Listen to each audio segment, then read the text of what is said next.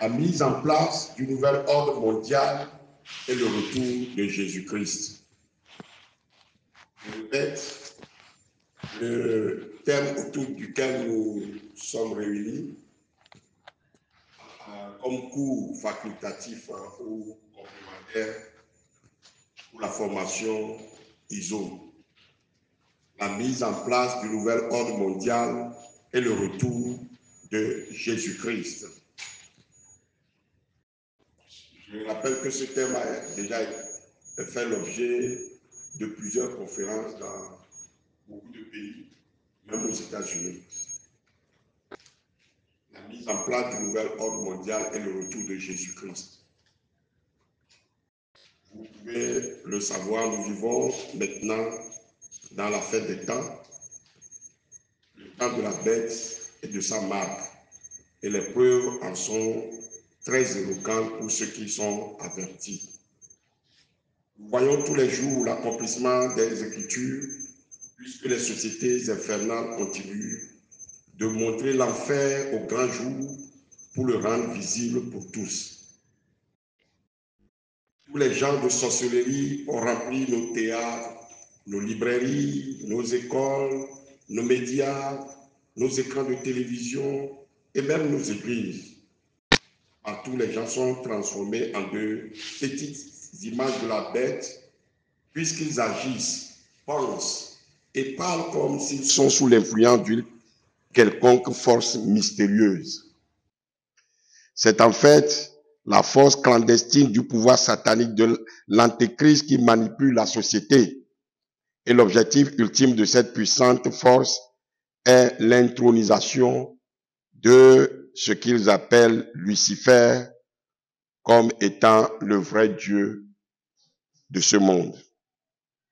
C'est triste de penser que pendant que tous les pouvoirs obscurs convergent maintenant vers l'intronisation de Satan, beaucoup sont inconscients, surtout les jeunes, de ce qui se passe réellement et littéralement se laissent spirituellement droguer des esprits des ténèbres.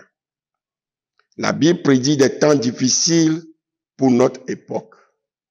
Sache que dans les derniers jours, il y aura des temps difficiles, car les hommes seront égoïstes, amis de l'argent, fanfarons, hautains, blasphémateurs, rebelles à leurs parents, ingrats, irréligieux, insensibles, déloyaux, calomniateurs, intempérants, cruels, ennemis des gens de bien, traîtres, emportés, enflés d'orgueil, aimant le plaisir plus que Dieu, ayant l'apparence de la piété, mais rejetant ce qui fait sa force. Tous ces traits caractérisent nos sociétés aujourd'hui. Et la parole de Dieu nous conseille de nous éloigner de ces gens. 2 Timothée 3, versets 1 à 5. Alors, face au relâchement des mœurs, à la prolifération des sectes pernicieuses qui enseignent des doctrines de démons, face à l'attrait et à la séduction tout azimut qu'exercent aujourd'hui les sociétés secrètes sur la population, confrontées à des crises de tout genre, et surtout sur une jeunesse désorientée, sans repère et aux abois, la mission et le devoir de toute sentinelle de Dieu est de sonner sans relâche le tocsin pour avertir le peuple, de proclamer haut et fort la vérité et d'apporter la lumière afin d'éviter à ceux qui ont des oreilles pour entendre, écouter, pour les éviter de tomber dans le filet de l'oiseleur et de perdre ainsi leurs âmes. Dieu le Créateur est attristé car son peuple est détruit par manque de connaissance, selon Osée 4, verset 6. Et quand il n'y a pas de révélation, le peuple est sans frein. Heureux s'il observe la loi, déclare Proverbe 29, verset 18. Alors, comme nous sommes en train de parler des sociétés secrètes, des sectes pernicieuses, des ordres mystiques. Et nous allons voir que devons-nous comprendre par secte pernicieuse, ordre mystique ou société secrète. Je voudrais vous éclairer là-dessus. Vous savez, nos sociétés sont à près de 90% animistes, donc idolâtres. Il serait donc fastidieux d'expliquer d'abord ce que c'est que l'idolâtrie et quelles sont ses implications dans nos pays. Ceci va particulièrement contribuer à lever beaucoup de doutes, car l'idolâtrie, qu'on le veut ou non, constitue le soubassement des sectes pernicieuses, des ordres mystiques et des sociétés secrètes. Bref, de toutes les religions. Alors, voyons l'idolâtrie et ses conséquences. Qu'est-ce que l'idolâtrie en fait? L'idolâtrie, c'est un culte rendu à une représentation quelconque fabriquée par l'homme et élevée à la place de Dieu. Ou bien un culte rendu à tout intermédiaire non agréé par Dieu. Exode 20, versets 4-6 déclare: Tu ne feras point d'image taillée, ni de représentation quelconque des choses qui sont en haut dans les cieux, qui sont en bas sur la terre, et qui sont dans les eaux plus bas que la terre. Tu ne te prosterneras point devant elles, et tu ne les serviras point. Car moi l'Éternel ton Dieu, je suis un Dieu jaloux, qui punit l'iniquité des pères sur les enfants, jusqu'à la 3e et la 4e génération de ceux qui me haïssent, et qui fait miséricorde jusqu'à 1000 générations à ceux qui m'aiment et qui gardent mes commandements. Alors, bien-aimés, toute forme d'adoration vouée à une autre divinité que Dieu le Créateur et qui n'est pas rendue par Jésus-Christ constitue une idolâtrie. Vous pouvez voir 1 Timothée 2, versets 5-6 et Jean 14, verset 6. Et selon Éphésiens 5, verset 5, toute chose que l'on place dans son cœur au-dessus de Dieu, ou tout ce qui occupe la place de Dieu dans notre cœur, devient une idole. Cela peut être un bien matériel, l'argent, ou cela peut être un être humain, et cela peut être aussi un bien immatériel, comme son emploi, le pouvoir, etc. La conséquence de la chute a amené l'homme à rechercher ailleurs du secours, des conseils, la connaissance de l'avenir, la guérison, le bien-être, le bonheur, la protection, etc., etc., et a entraîné l'homme à placer sa confiance dans la créature ou dans la création et à adorer son propre fond. La chute constitue le point de départ de l'idolâtrie. L'idolâtrie, c'est un péché grave. Le péché le plus sévèrement et le plus fréquemment dénoncé et condamné dans la Bible. Il y a en tout 1250 versets et 510 passages bibliques qui en font mention.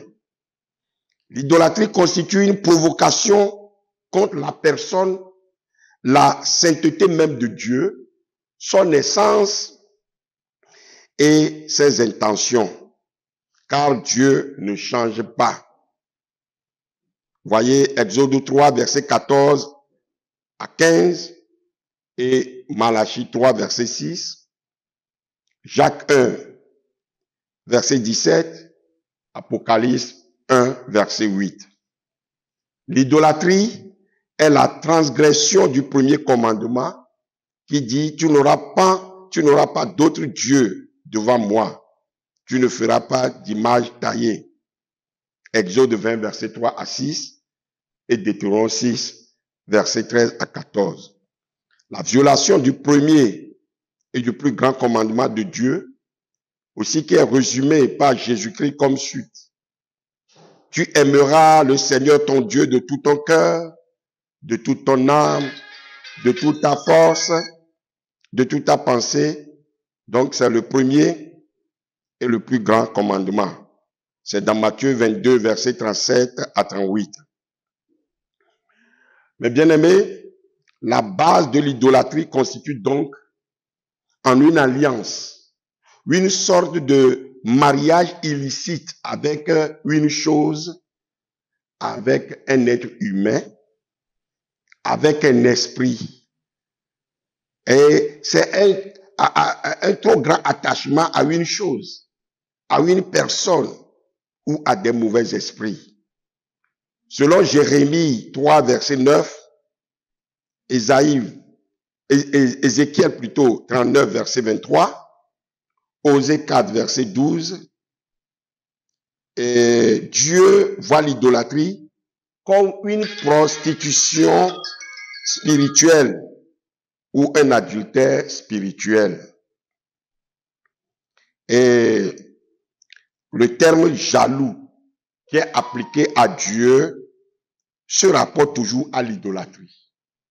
Dieu est jaloux pour l'homme et pour le sauver. L'idolâtrie est un système inspiré par le diable pour contrôler la terre, pour contrôler les familles et les peuples. Elle constitue une rébellion, une lutte contre Dieu le Créateur. Elle constitue bien une corvée, une servitude que le diable impose aux hommes créés à l'image de Dieu, en ce qu'il les oblige par des pactes, parfois en des sacrifices d'animaux, à des rituels et même en des sacrifices humains à renouveler périodiquement.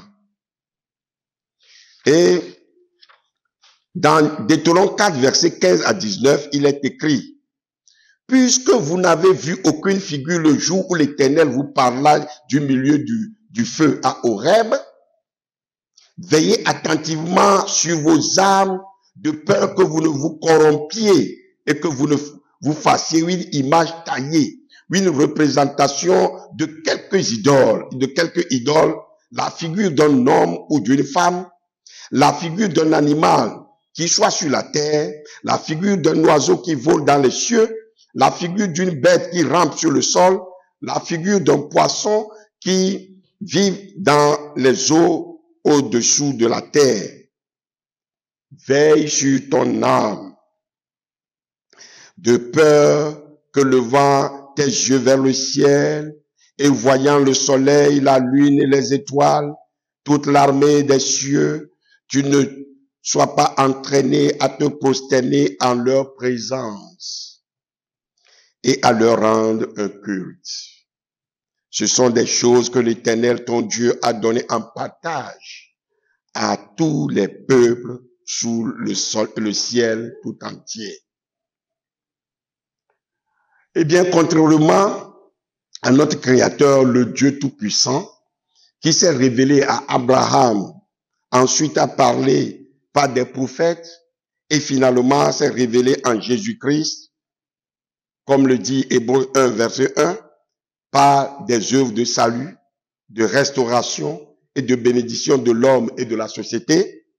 Les idoles sont en quelque sorte des autels des mauvais esprits et des démons qui appauvrissent l'homme, qui attirent la malédiction sur l'homme, lui demandant beaucoup et lui donnant peu, sinon des illusions. Du poison pour son âme, rien de bon et de durable. Vous pouvez trouver cela dans Ézéchiel 16, versets 31 à 41, ou dans Ésaïe 46, versets 5 à 18. Jésus-Christ, notre Seigneur, a déclaré sans ambages dans Jean 10, verset 10, que le voleur est venu pour dérober, égorger et détruire. Moi, je suis venu afin que les brebis aient la vie et qu'il l'ait en abondance. Alors, je crois que cette lumière que j'ai faite sur l'idolâtrie va nous permettre de voir l'idolâtrie et ses implications dans nos pays. Retenons que la parole de Dieu déclare « Heureuse la nation dont l'Éternel est le Dieu ». C'est dans le psaume 33, verset 12. Vous voyez, la multiplication des idoles sur le sol d'un pays place inévitablement ce pays sous la malédiction et ouvre la porte aux démons qui répandent la corruption, la misère et la pauvreté, les calamités et les conflits, la maladie et la mort.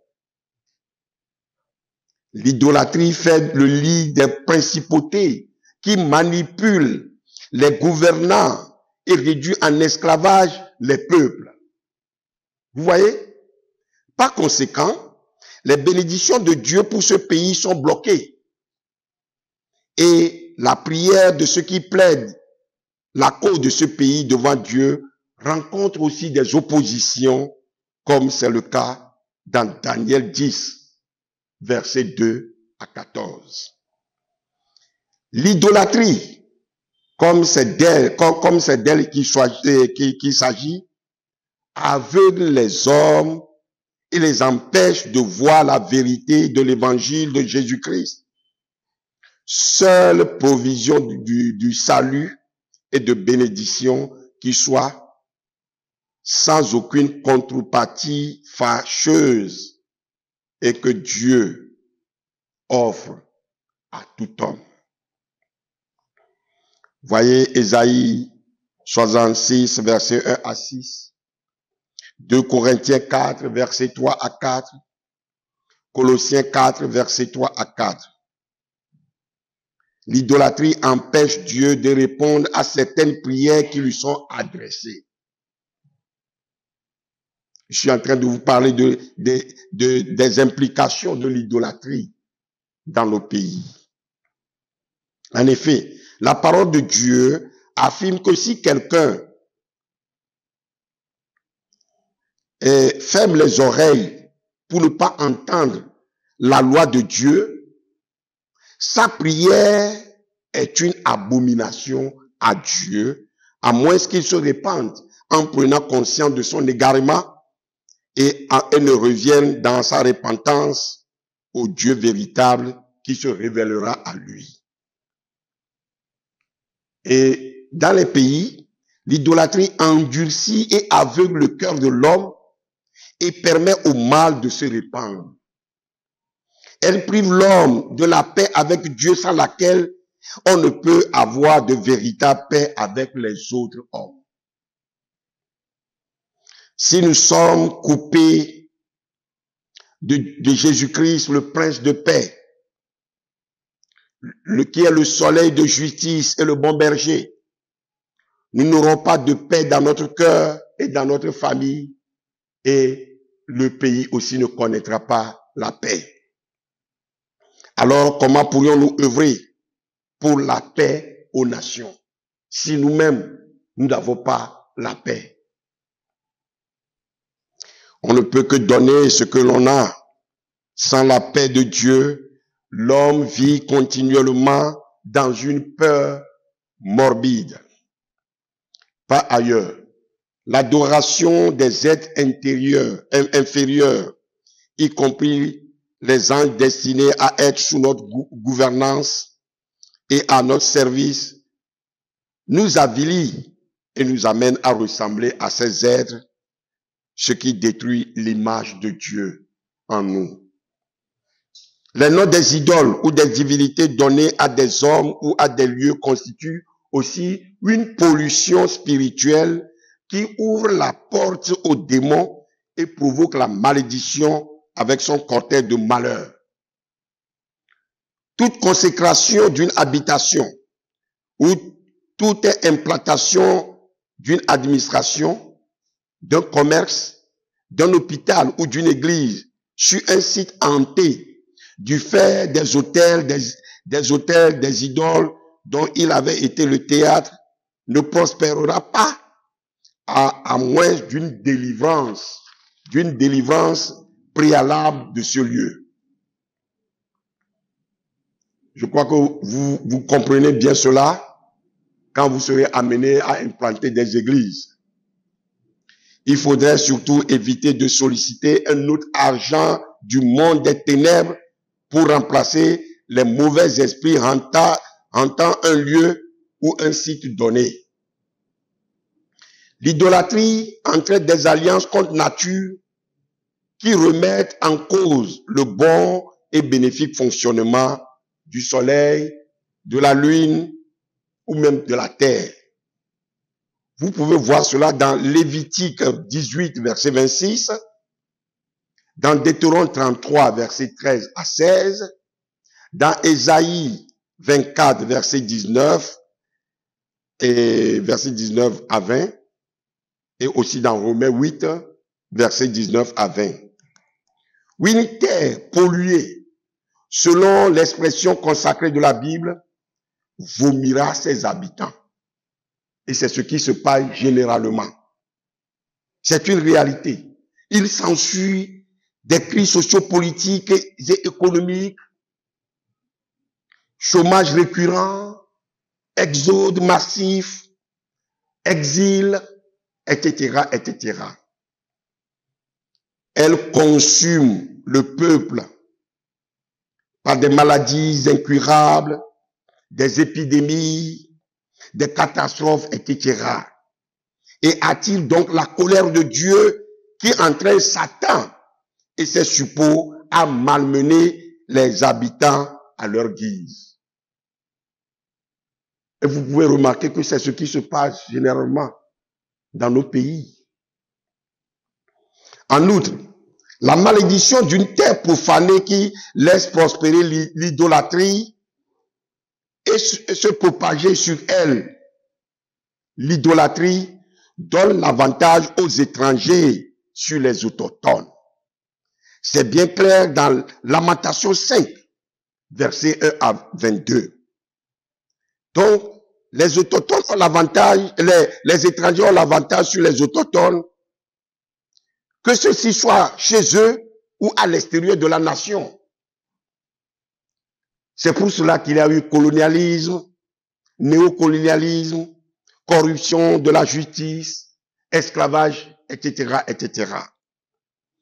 Le châtiment de l'idolâtrie pèse non seulement sur celui qui la pratique et ou l'a pratiqué, mais aussi sur ses descendants jusqu'à la 4e génération, selon ce que déclare Exode 20, versets 2 à 5. Et ce châtiment ne s'arrête pas systématiquement dans la lignée de celui qui y renonce. Cela ne va pas de soi. Dieu, par le sang précieux de Jésus-Christ, a pourvu au seul moyen de réparer l'offense l'offense qui lui est faite. Seul le sang précieux de Jésus-Christ efface la malédiction encourue et réconcilie les familles de la terre avec Dieu. Ce rôle de réconciliation, frères et sœurs, retenez-le bien, est confié à l'Église de Jésus-Christ et est exercé par les serviteurs de Dieu ou par tous ces enfants qui donnent à sa parole la prééminence qui lui revient. Voilà votre responsabilité, mes frères et sœurs. Dieu a donné le ministère de la réconciliation à l'Église de Jésus-Christ et à tous ses enfants qui font fonction d'ambassadeurs de Christ, selon 2 Corinthiens 5, versets 18 à 20. Dieu, sans tenir compte des temps d'ignorance, annonce maintenant à tous les hommes, en tout lieu, qu'ils aient à se repentir. Acte 17, verset 30. Dieu a suffisamment fait pour se réconcilier avec l'homme lorsque celui-ci s'est coupé de lui. S'il en était besoin, Dieu en ferait davantage, mes frères et sœurs. Il estime avoir donné à tout homme en Jésus-Christ l'opportunité de le chercher, de le reconnaître comme le seul vrai et unique Dieu vivant pour être sauvé. C'est pourquoi il jugera plus sévèrement tous ceux qui aujourd'hui, ayant été exposés à la lumière de l'évangile, de cet évangile glorieux de Jésus-Christ, l'auront rejeté et ont préféré suivre les us et coutumes de leurs ancêtres qui recommandent d'adorer la créature à la place du Dieu créateur. Il est à remarquer que nos ancêtres n'avaient pas bénéficié des mêmes lumières que nous aujourd'hui. C'est bien clair dans Jérémie 16, verset 10 à 12, et Matthieu 11, verset 23, Matthieu 10, verset 14 à 15.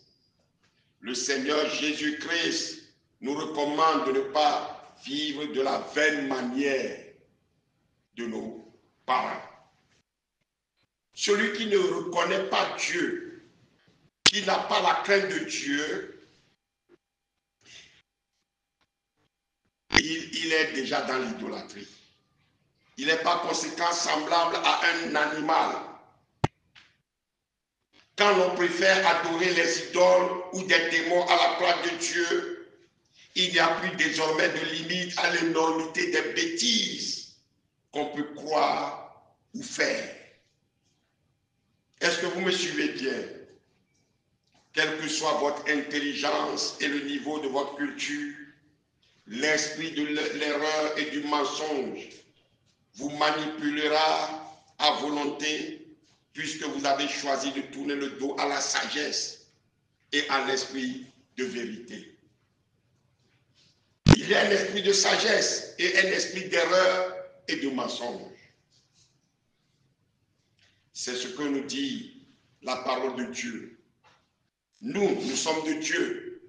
Celui qui connaît Dieu nous écoute. Celui qui n'est pas de Dieu ne nous écoute pas. C'est par là que nous connaissons l'esprit de la vérité et l'esprit de l'erreur. Nous dit 1 Jean 4, verset 6. Vous pouvez voir également Proverbe 1, verset 20 à 23, Romains 1, verset 21 à 31 et Apocalypse 22, verset 11 à 12. Frères et sœurs dans la foi, écoutez bien. Dieu juge ainsi sévèrement les autorités qui pratiquent l'idolâtrie, à moins qu'elles n'abandonnent leur mauvaise voie, car leur pratique idolâtre entraîne le peuple à vivre sous la malédiction. Leur péché est imputé au peuple qui est sous leur autorité. Les exemples dans la Bible abondent. Toute personne établie à un code de responsabilité doit savoir qu'elle est au service de Dieu. Qu'elle le réalise ou non, c'est un serviteur de Dieu. Ce privilège est aussi une lourde responsabilité, car toute autorité est appelée à rendre compte à Dieu de sa gestion au moment opportun. Alors, ceci étant, l'idolâtrie et ses implications sur nos vies et sur nos pays nous étant connus, il faut aussi maintenant pénétrer le sens du mot secte. Du mot secte pernicieuse, ordre mystique, société secrète. Nous pouvons continuer. Alors nous avons défini, nous avons parlé de l'idolâtrie. Ce que c'est que l'idolâtrie, ses implications dans les vies et dans les sociétés, dans les nations. Maintenant, nous allons voir ce que c'est qu'une secte. Il y a beaucoup qui font la confusion avec le mot secte. Que devons-nous comprendre par secte? Comme nous l'explique le dictionnaire, Le mot sect vient du latin seca, qui veut dire séparer d'eux. Comme par exemple les comprimés sécables. Il y a aussi le verbe séqui qui veut dire suivre. On a aussi des dérivés comme sectum ou secta qui donnent sectionner ou bien couper. Par conséquent, le mot secte nous parle de schisme et aussi du fait de suivre un leader avec un idéal ou une doctrine particulière différente à celle du groupe auquel on appartenait auparavant. Une secte, mes frères et sœurs, est donc une petite communauté religieuse qui s'est coupée ou détachée de la communauté mère en suivant un nouveau leader. Ou bien, on peut dire qu'une secte est un ensemble de personnes qui suivent un leader avec une certaine façon de vivre et avec un enseignement spécifique. Ou encore, une secte est un groupe de gens qui se sont coupés d'un groupe mère pour suivre un maître avec des aspirations différentes des gens du groupe mère. Ce groupe prend ensuite un caractère propre, développe sa doctrine et ses pratiques en mettant presque toujours l'accent sur ce qui a provoqué la séparation ou qui a été à la base de sa naissance. Est-ce que vous comprenez? Vous me suivez très bien, n'est-ce pas? Selon la définition étymologique, nous sommes, quoi qu'on dise, d'un schisme, d'une séparation. Et cela se constate dans presque toutes les religions. Dans le judaïsme, dans l'islam, dans le bouddhisme ou dans l'hindouisme. À cet tout début, le christianisme était considéré comme une secte issue du judaïsme. La religion judaïque, c'est la religion des Juifs. Et vous verrez cela dans Actes 24, verset 5. Et la Bible mentionne à cette époque chez les Juifs 4 sectes principales à connotation plus ou moins politique. Vous avez la secte des pharisiens, Actes 26, verset 5, la secte des sadducéens, Actes 5, verset 17, la secte des scribes, Luc 20, verset 46, et la secte des zélotes, Actes 1, verset 13 et Luc 6, verset 15. On note également la secte des Esséniens. Au sens plus large du terme, nous pouvons donc dire qu'une vraie église chrétienne peut être appelée une secte. Et c'est ce qui surprend les gens. Mais on ne peut pas mettre le christianisme dans la même balance que toutes les sectes pour les condamner. Et aujourd'hui, le mot secte a pris un sens péjoratif.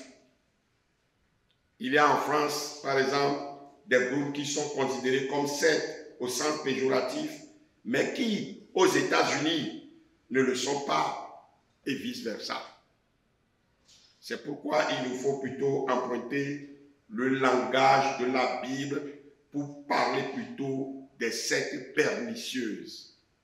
Donc, quand vous voulez parler de sectes, utilisez le langage même de la Bible, les sectes pernicieuses.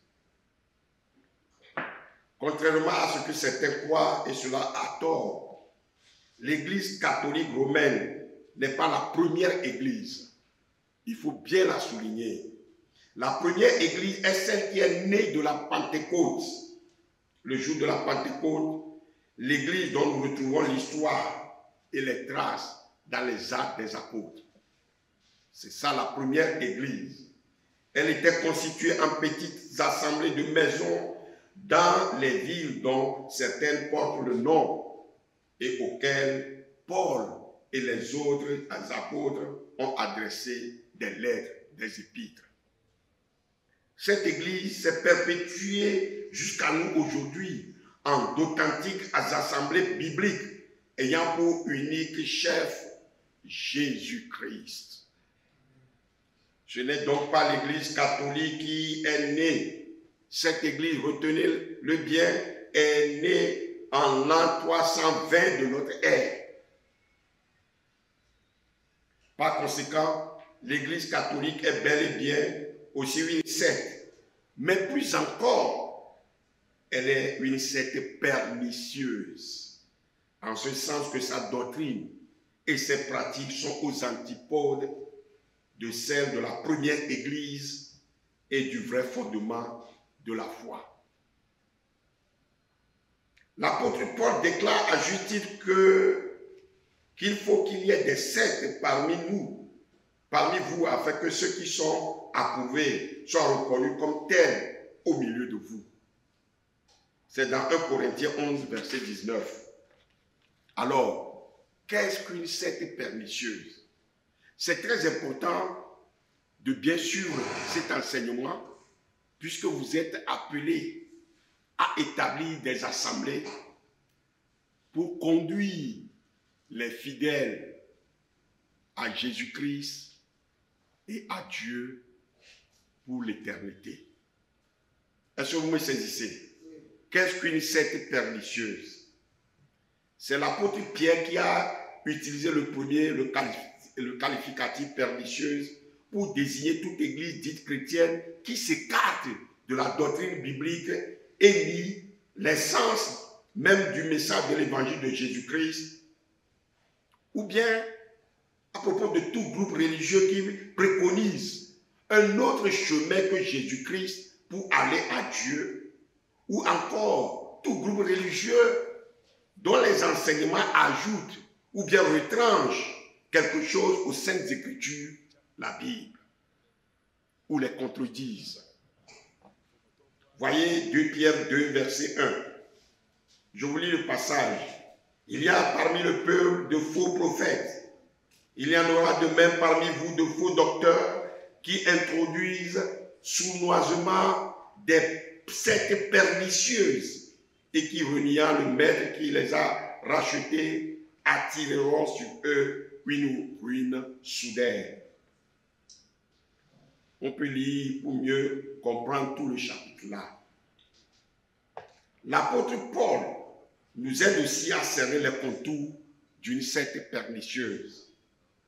Dans 1 Timothée 4, verset 1 à 5, dans 1 Timothée 6, verset 20 à 21, dans 2 Timothée 4, verset 2 à 4, verset 3 à 4 plutôt, et dans Tite 1, verset 9, dans Tite 2, verset 1. Et ces passages que je vous recommande de bien lire et de comprendre. L'apôtre Paul parle même d'un autre Jésus, d'un autre évangile qu'on vous présentera. Nous ne devons pas oublier cela. Il faut du discernement et la lumière de l'évangile avec l'appui du Saint-Esprit, l'esprit de vérité, pour nous aider à déceler les ruses du malin. Dans ces temps de la fin, frères et sœurs, l'un des plus grands défis pour l'Église est le foisonnement des sectes pernicieuses très diverses en importance, en doctrine et en manifestation. Pour conclure, disons que nous pouvons définir une secte pernicieuse comme toute corporation religieuse fondée sur un autre principe que celui de l'unité du corps de Christ. Mais parmi elles, il y a des systèmes de l'évangile, il y a des systèmes plutôt de mensonges qui, tout en se prévalant de passages ou d'expressions empruntées à la Bible, mettent à la place de l'évangile des produits de l'imagination humaine et entraînent les âmes aveuglées dans l'apostasie. On ne peut que qualifier de secte de perdition de tels systèmes qui étendent de plus en plus des filets diaboliques sur le monde religieux. Alors, pour éviter toute polémique à propos de la classification de l'Église catholique romaine au nombre des 7 pernicieuses, je vais vous donner, voici quelques questions pertinentes que nous laissons à la réflexion de tous ceux qui nous écoutent. Comment peut-on attribuer le qualificatif de l'Église chrétienne à une religion dont les bases qui la caractérisent sont fondamentalement païennes et qui se livrent librement au commerce des idoles, des statues, des images, etc. Et dans ce cas particulier de l'Église catholique, qui supprime un des 10 commandements de Dieu et le remplace par un autre qu'elle rédige elle-même de sa propre autorité. Comme si les 10 commandements étaient incomplets ou en invente 7 autres qu'elle appelle les commandements de l'Église et les associe aux commandements divins. Ou encore, pour consoler illusoirement ses adeptes, elle élabore une philosophie d'un lieu de pénitence après la mort qui est appelé le purgatoire. Comme si le sang précieux de Jésus-Christ ne peut nous purifier de tout péché. Comme nous le voyons bien dans 1 Jean 1, verset 7. Un purgatoire d'où l'on ne sort rapidement que si l'on a été très riche durant la vie pour se faire acheter après la mort auprès d'elle exclusivement des indulgences et des messes. Que tous ceux qui l'ignorent sachent que la parole de Dieu déclare que le sang de Jésus, le Fils de Dieu, nous purifie de tout péché. 1 Jean 1, verset 7. La justice de Dieu a été si fortement satisfaite par le sang de Jésus que rien ne pourra plus être redemandé aux croyants.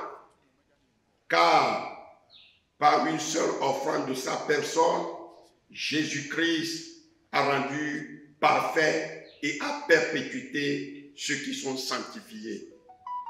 Hébreux 10, verset 14. Que tous ceux qui nous écoutent en ce moment sachent et retiennent que ce qui, de près ou de loin, amoindrit la personne et la gloire de Dieu le Père, la personne et l'œuvre rédemptrice de Jésus-Christ, son Fils unique, est de Satan. Implicitement, l'Église catholique romaine laisse penser que Dieu se serait trompé en inspirant les Saintes Écritures à ses prophètes et aux apôtres et qu'elle se doit corriger la parole de Dieu. Quelle audace! Être plus intelligent que Dieu et le supplanter? N'est-ce pas là l'ambitieux objectif que Satan et ses démons convoitent depuis la création du monde? Toute religion, quelle que soit l'importance numérique de ses fidèles à travers le monde, qui adopte une telle attitude s'expose au châtiment prévu dans Apocalypse 22, versets 18 à 19, qui dit: je le déclare à quiconque entend les paroles de la prophétie de ce livre, si quelqu'un y ajoute quelque chose, Dieu le frappera des fléaux décrits dans ce livre. Et si quelqu'un retranche quelque chose des paroles du livre de cette prophétie, Dieu retranchera sa part de l'arbre de la vie et de la ville sainte décrite dans ce livre. Celui qui atteste ces choses dit: je viens bientôt. À la lumière donc de tout ce qui précède, frères et sœurs, sommes-nous en droit de classer l'Église catholique romaine comme tant d'autres parmi les sectes pernicieuses? Que celui qui a des oreilles entend ce que l'Esprit dit aux églises. Apocalypse 3, versets 13 à 21. Les fidèles de l'Église catholique romaine ont besoin d'entendre la vérité.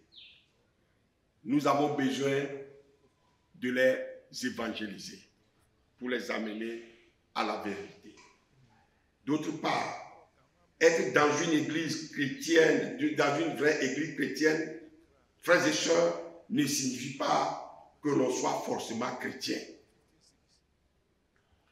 Vous pouvez fréquenter régulièrement cette église pendant de longues années, être membre d'un département, participer activement aux réunions et avoir du zèle, soutenir l'œuvre par vos dîmes, vos offrandes, etc., sans pour autant faire partie de l'église de Dieu. Est-ce que vous le savez? Vous ne serez qu'un sympathisant de Jésus-Christ ou même un profiteur. Et il y en a plein dans les églises aujourd'hui. Les gens vivent dans le milieu vaudou. Ils comprennent mieux ce qui est dit ici. Et je vais vous expliquer. Lorsque quelqu'un réside dans une maison où il y a des fétiches, où il y a des idoles, il peut tout faire dans cette maison. Participer aux cérémonies fétichistes organisées dans la maison. Prendre part au repas cérémoniel. Boire et participer à la danse du fétiche ou des fétiches. Les gens de l'extérieur peuvent le confondre, mais le fétiche ne le reconnaîtra jamais comme un adepte, son adepte. Pourquoi? Pour devenir adepte du fétiche, il faudrait d'abord subir une cérémonie d'initiation au cours de laquelle il se confie totalement corps et âme au fétiche par une alliance, par un pacte. Sans cela, il n'est pas encore adepte de ce fétiche-là. De la même manière, lorsque on ne croit pas et on reçoit seulement Jésus-Christ, on le confesse de sa bouche comme son Seigneur et Sauveur personnel, et on se joint à une église sans la repentance, sans le renoncement et le brisement des liens maléfiques, on n'est pas encore chrétien. Il y a également une condition donc pour être chrétien et faire partie du royaume de Dieu.